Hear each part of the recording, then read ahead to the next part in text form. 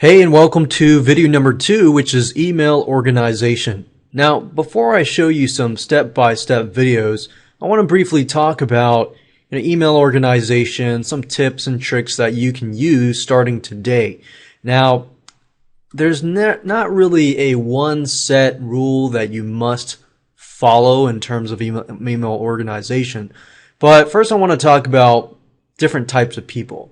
There are different types of users.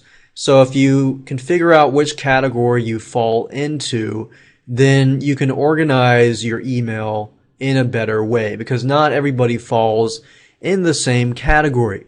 First of all, there are people called searchers, people that like to search for their emails. I tend to fall into that category because it's less work.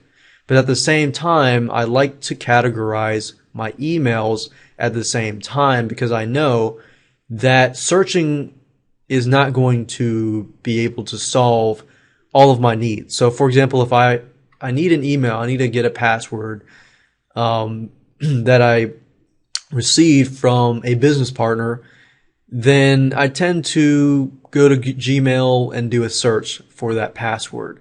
However, what I've found over the years is that it's easier if I actually categorize my emails in different categories. And because I'm a searcher, you still want to, categorize your emails.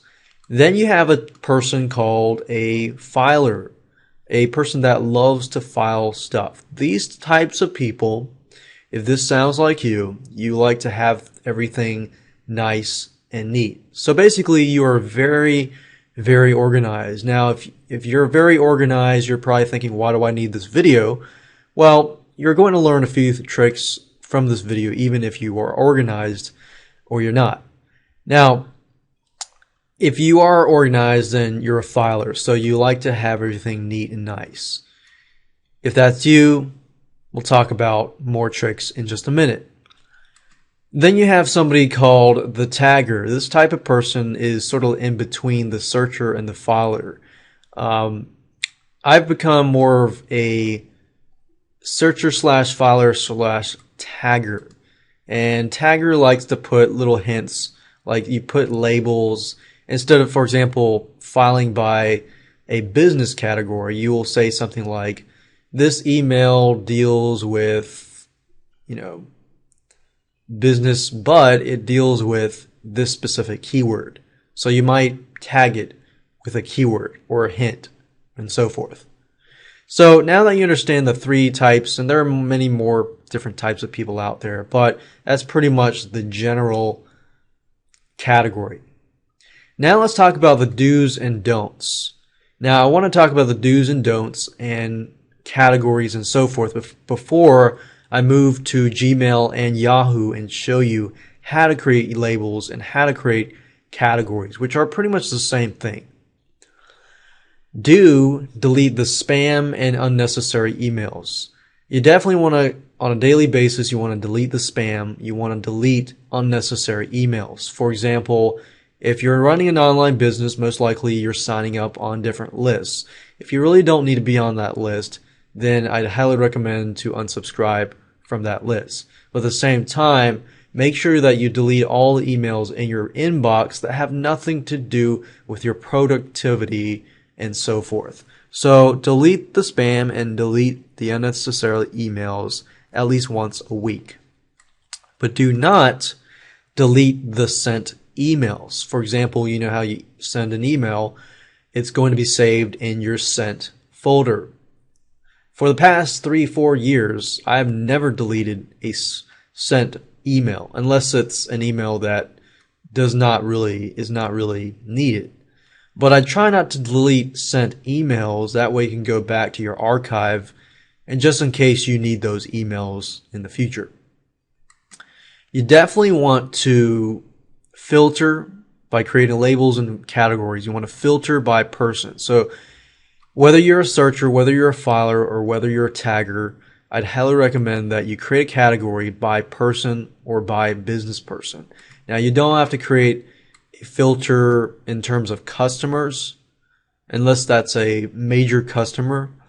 But when I say by person, I'm talking about like business partners, you know, virtual assistants, and so forth. Because a lot of times you'll want to find an email from a certain person, and that'll just make it life easier. Filter by business, filter by expense and income. I actually filter and create labels for my expenses for 2009, 11, 10, 11. And filter by income, because guess what? When you're doing your taxes in the future, you're going to need to find which ones are expenses and which ones are incomes and net profit and so forth. So by filtering and categorizing, you will be able to do that at a fast pace. And don't be like me in 2006 when I ran my business and I did taxes and I had to find every single expense. And I know that I lost some expenses and wasn't able to deduct that. And because of that, I lost a lot of money. Empty your trash daily and create a to-do folder. A lot of times with email, because I run an online business, I create a to-do list and I email myself. But then I forget what needs to be done and so forth. And by creating a simple to-do folder, you get rid of that problem. Now let's talk about labels and categories in terms of, going to Gmail, how do you create a label and category? In Gmail, a folder is basically called a label.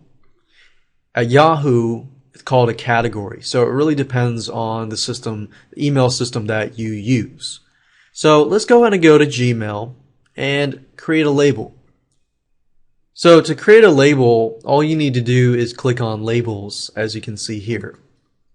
One thing I want to get straight is you want to create a filter and a label, because the difference between the two is a label is like a folder. So it's like it holds your stuff. And then the filter allows you to basically label something. So what I want you to do is click on create a filter.